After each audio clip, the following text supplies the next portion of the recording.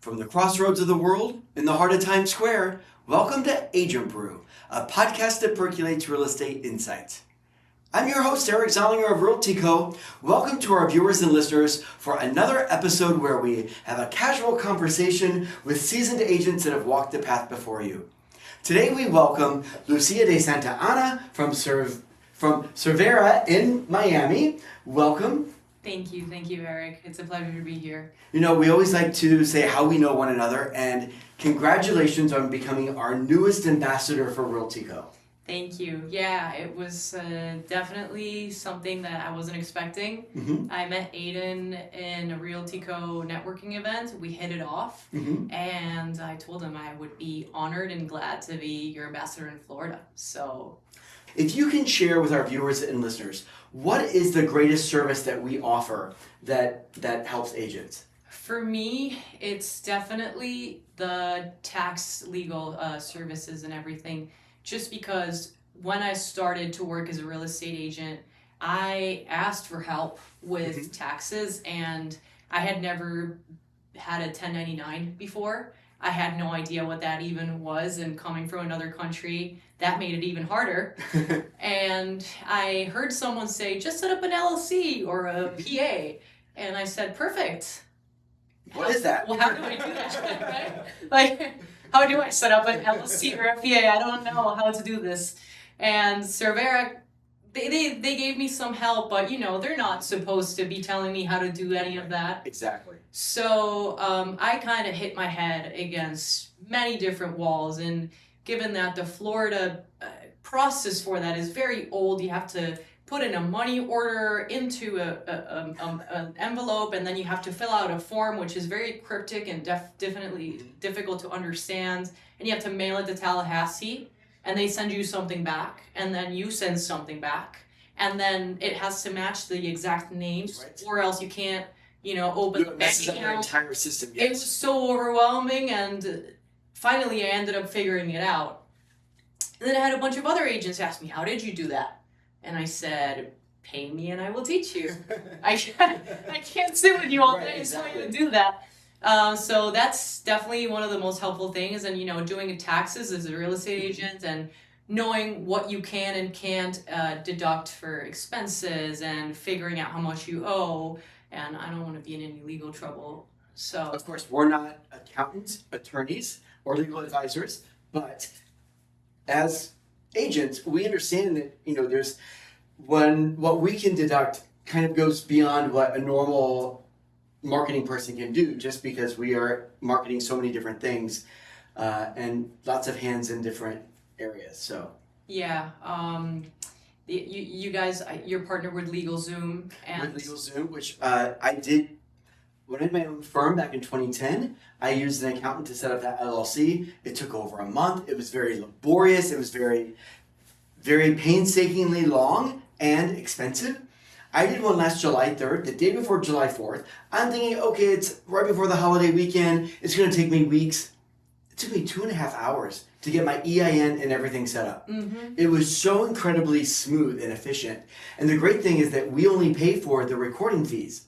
Yeah. With our setup. So I know it's definitely so it feels seamless and easy when you work with LegalZoom and everything they have to offer, and RLTYco definitely makes it more agent oriented rather than just a regular accountant. Yes. So, and so on the accountant side, we have two partnerships. One is new. One is Nimble, which is for that more sophisticated, more larger agent that takes care of a lot and has quite a sizable income, so that you're looking at tax day not as a single event, but as a year-long opportunity and strategy. And so I know when I own my own firm, I did different things year after year, just because you want to plan for when can I deduct this, and when is it smarter to deduct the whole cost of that, or do you take it over several years, perhaps like your car? Yeah, my biggest thing was, how much am I saving from my paycheck to put into a savings account or to pay my taxes? I don't know how to do this. So Nimble will look at that intentionally and targetedly for each quarter. And then we also have a partnership with the small business division of H&R Block called Block Advisors, which is really great for a lot of agents. the vast majority across the country, because while they're a big personal marketing company, they might not want to spend as much money as one might cost with Nimble. So it's really great to be able to have several different bookkeeping packages, and then you can either do it yourself, taxes, or preparation. Right. Yeah, that makes sense. So Lucia, let's talk about you and your agent journey story. How did you get started? Well, if you can give us your elevator pitch, who you are, what your business is, in about 2 minutes, and then we'll start with your origin story. Okay, so I like to specialize in working with investors and commercial properties or investment properties. My dad is an architect in BC, and him and my mom started real estate way back in the day. Mm-hmm. And when I started real estate, I thought I'll go into residential. And I like it, I won't turn it down, but I do like working with people that want to learn how to build a portfolio, how to fix and flip a house, what that requires. So not just end users, like you're talking about people that are building that portfolio for building after building. Yes, yeah, definitely. Or, is this a good investment property for my 1031 exchange? Does it return well? What are the maintenance costs? Is it hard to manage? Is it something I want to keep long term? Is my money better, spent in, compounding interest bank account, or is it better spent in this real estate that I'm purchasing right now? So that's what I like to do. That's my business. I enjoy it. Do you also do property management? I do property management for my dad only at the moment, which means I help him with the tenants with the English barrier. That's my property management at the moment. I don't love property management. I would dabble in it maybe, but it's not something that I adore. And that's it. I work with investors over in Florida, mainly South Miami. Sometimes, West Palm Beach has some good opportunity too. Yes, especially now. And New York, New York, a lot of New Yorkers want to purchase real estate in Florida. And it's interesting to, guide them and figure out where they want to buy it based on what lifestyle they like or what they're going to want to do with the property in the future. So why real estate? Well, mainly my dad. Okay. And my boyfriend. And I was a former tennis player. Really? You have that tennis poise. Yeah, I think, it's definitely transferred into some of my real estate. I love tennis. Unfortunately I could not continue. I feel a little bit weird saying I was a professional tennis player because technically I did earn points and played on the tour, but I don't think I earned the ranking high enough to say I was a professional tennis player. I never was able to. I had an injury, it ended my career, and when it ended my career, I said, what do I do? And I was a pre-med student. Okay.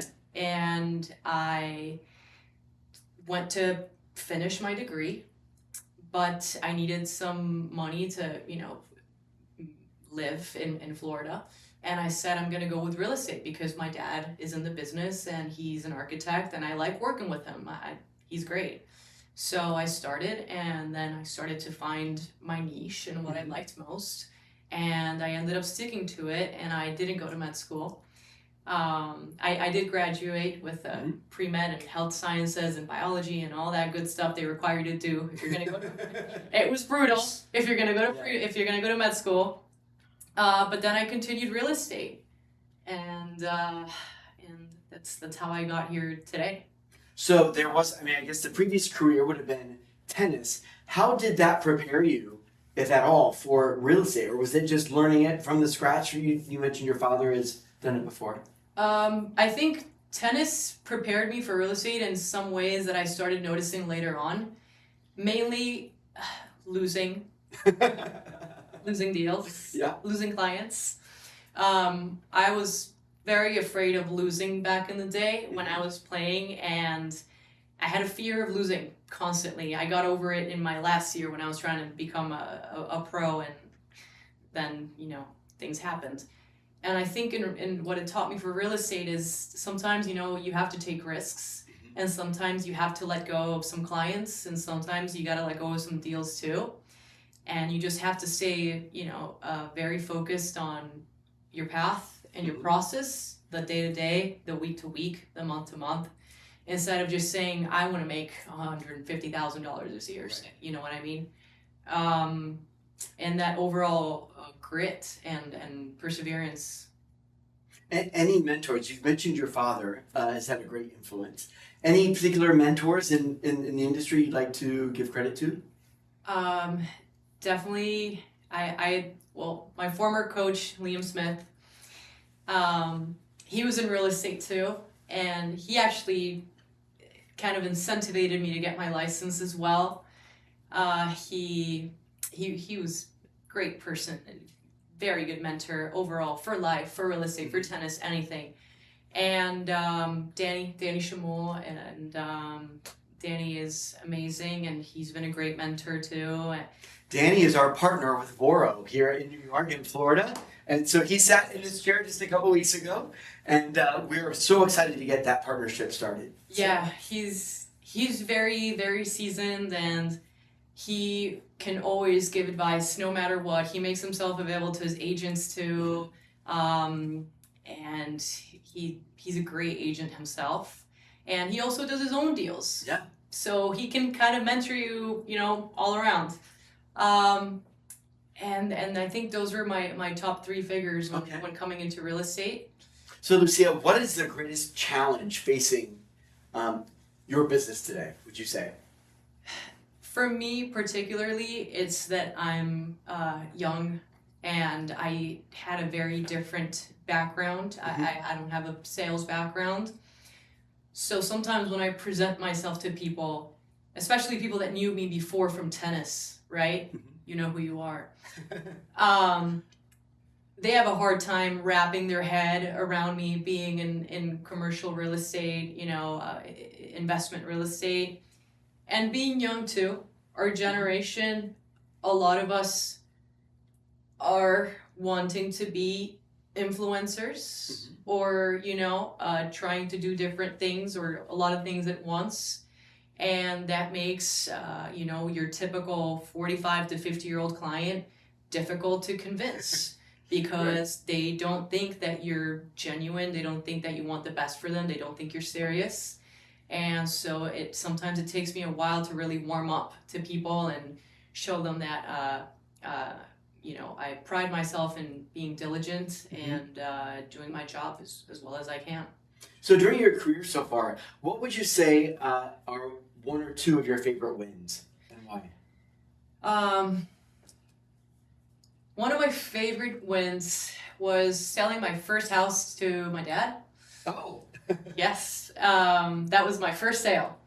It was a house it was an REO owned house in West Palm, and it had $250,000 worth of liens or something, and an open code violation. We found that out after inspection ended.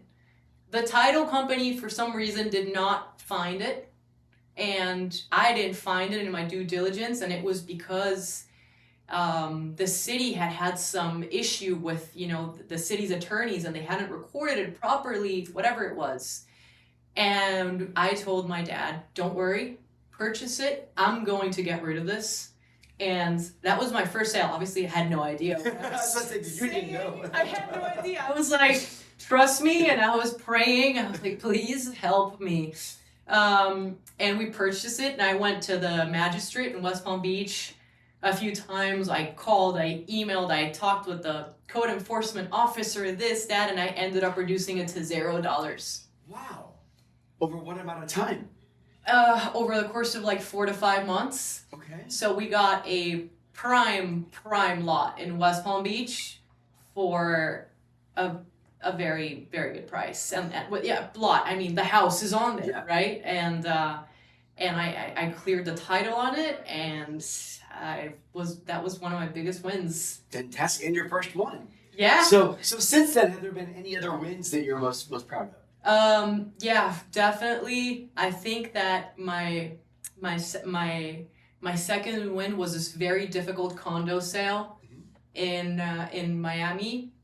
the building has so many issues, and I don't know if you know, but after the building collapsed in Miami, the laws have changed, and the HOAs are in trouble. This particular All the insurance has just risen so much, Yes. especially for these buildings that haven't been properly inspected. no, and the HOAs a lot of the times are corrupted.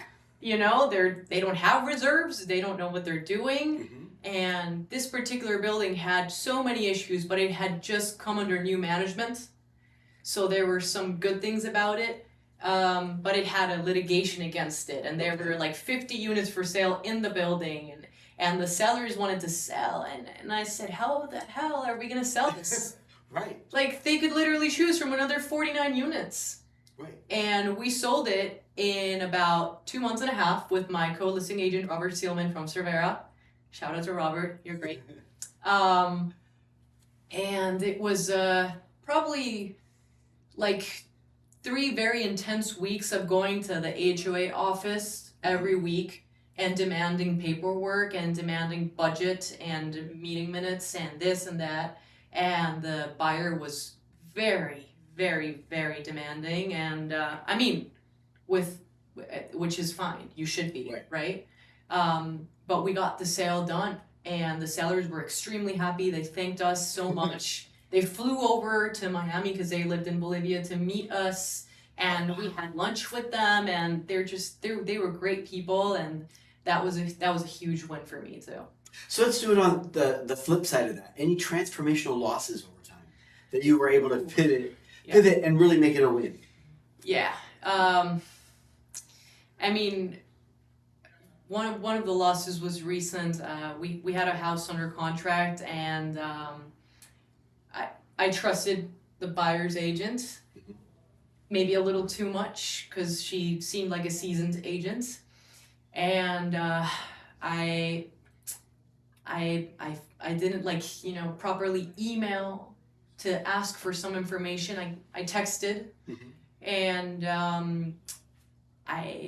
at the end of the day, and you probably knew, I shouldn't be doing this, but I am at the same time. And I said I shouldn't be doing this, but she seems like a great agent. They seem like good people. They seem like they're overly qualified, and I'm sometimes maybe too trusting with people.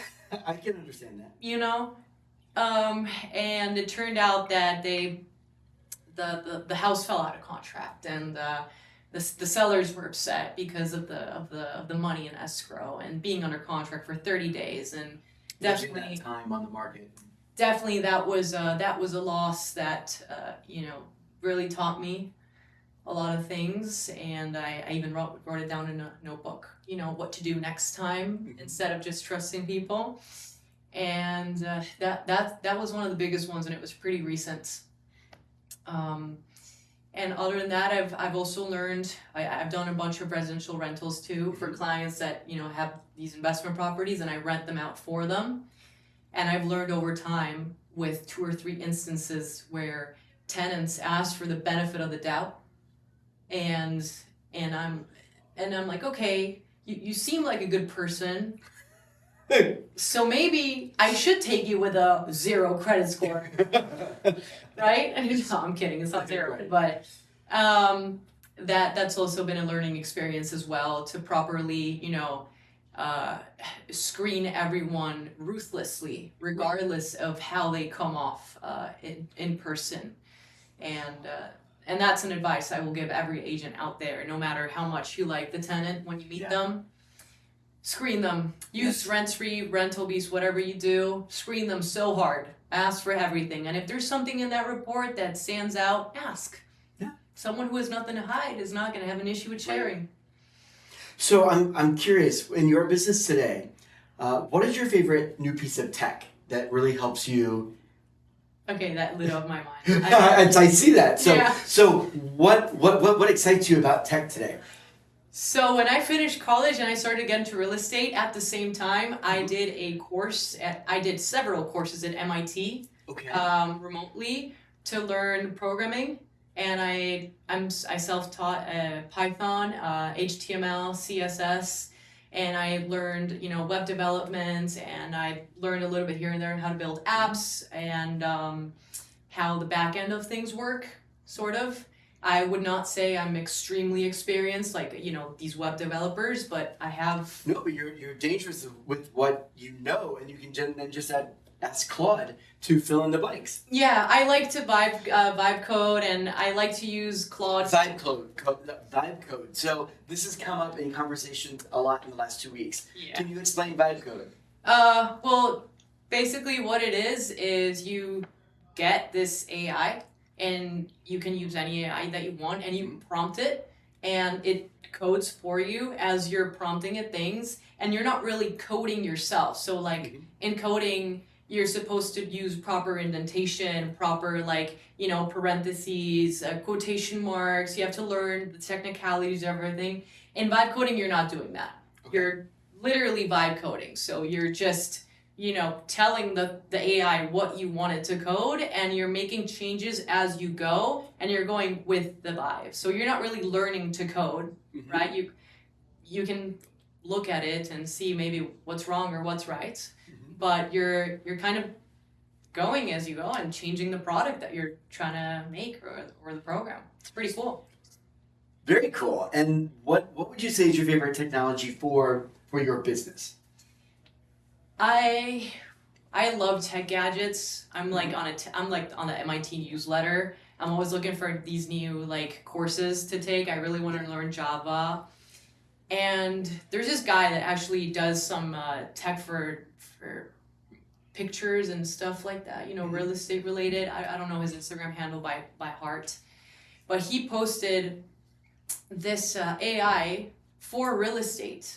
Okay. And not sure where to get it, guys. I'm sorry, but it's out there somewhere, and it will edit your pictures for you with AI for real estate, so you don't have to pay a photographer to do it, which some of them overcharge. Not mine. Mine's great, and you can have it edited. And I personally love to use my DJI Osmo Pocket 3.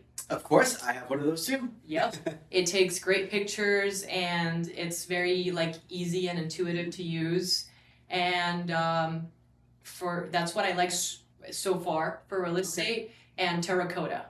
Got it. Terracotta AI is great for property analysis, sourcing, getting off-market deals. I work a lot in off-market, and they're very interesting tools. Definitely takes time to play around with them and get the hang of it. We appreciate your insights. So let's play the gratitude game. The gratitude game is basically rose, thorn, bud. But because we are the agent brew, we throw in a little twist of coffee. Okay. So we start with the aroma. Do you like coffee, Lucia? Love, yes. So I grind my own beans in the morning. I just love the aroma, and it makes, as you're brewing, I think it just makes it more fresh, more enticing. So the first part is the aroma. It's what motivates you. It gets you out of bed. What gets you out of bed in the morning? Helping people. Okay. That's why I did pre-med. I like to help people, and I think real estate, in a lot of ways, helps people. It is a true service industry, and I think lately, over the last 10 years, it's kind of moved away from that and become more sensationalized. Yeah, especially in Florida. Florida doesn't have a great rep for agents. Not our brokerage. We're great. But you should be helping people. You should be helping them get their best deal. You should be giving the industry a good name, and you should be doing good faith and using good faith and being good to your clients. Even if that means maybe taking a lower commission. Right. I get up in the morning and I think, okay, I just got this lady, she's a Section 8 voucher, she's 65 years old, disability, this, that, blah, blah. I'm motivated to find her a home to live in because she needs it, and no one's helping her, so I will. How admirable. That's really great. Well, and it's also fair housing, right? You would never turn somebody away that would come to you. We wouldn't, and I wouldn't. But it happens. It does happen. So the second part is the brew, that actual first cup of coffee. It's what sustains you. It gets you going. One might say it's what is your why? My why. I think that I want to be able to produce a lot in real estate to the point where I have the means to help people in a larger scale. Mm-hmm. Right now, I can help people here, there, personally, you know, one-to-one, but I don't have the means at the moment to help people in a larger scale. And I think in the future, you know, 10, 15 years from now, I would really like to be able to come up with a way, whether that's real estate related, maybe health with my health background, to have the capital, to have the networking to help people out more, more people, more diversity, you know, and make a real change in the world and in the industry. So the next part is the grounds, the thorn in your side with the rose bush. Now, is there anything causing you frustration today or annoyance that you're just trying to work through? Yeah, I think a lot of people take things very personally, especially in this industry, and I think that a lot of people don't really think about others, and they don't think in a selfless way, and this also causes like the whole shift towards, you know, just money and just consumerism and everything. And I mean, if you log into social media right now, right, like I'll have like 10 tech pages trying to sell me a device, right? Like it is what it is. And those three things are hard to deal with because you definitely encounter a lot of that in the people business. And it's hard. It's hard to stay very true to yourself when other people don't really stay in that path. It makes you sometimes want to change and be like, why am I doing this? Right. If no one is really seeing it, or what am I getting out of it? But I think that's something we all go through. Mm-hmm.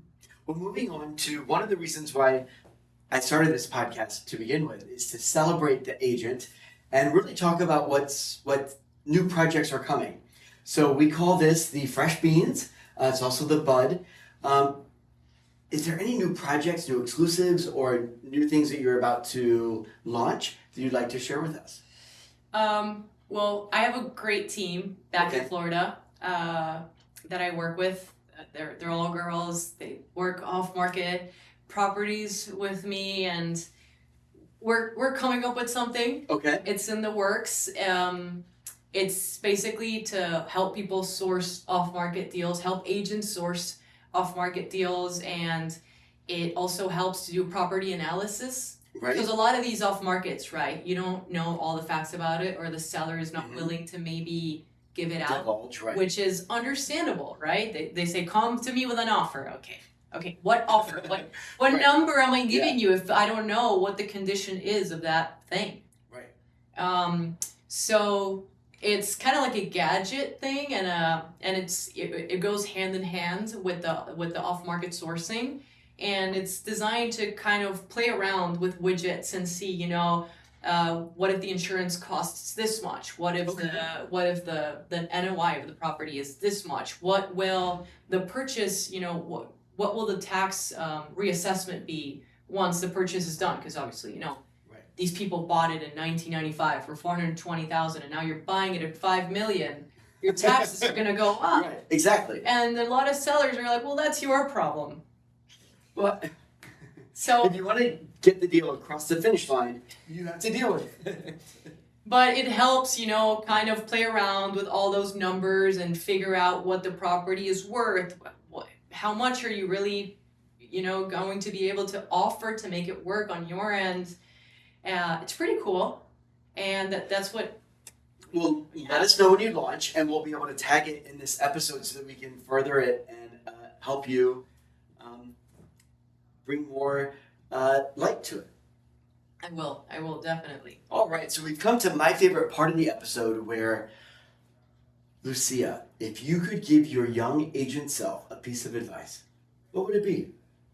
That's a tough question. It really is. It makes one really think back to, oh, what could I tell myself?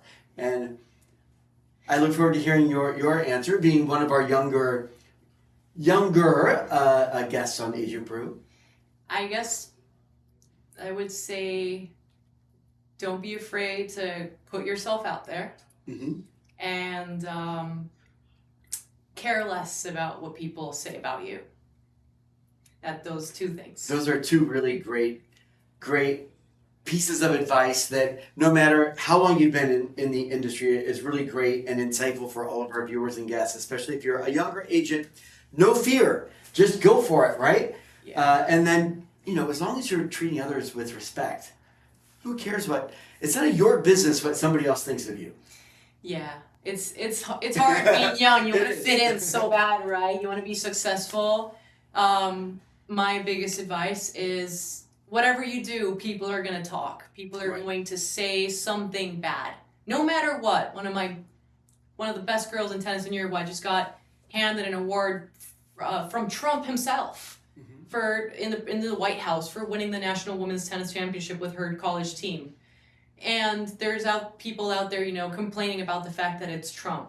No one pays attention to the fact that she won the championship. Right. So no matter what you do, people will talk, and you just have to focus on the good things that your family says, the people you love say, your close friends, and ignore the noise. Yeah, and just go on with it because it's you.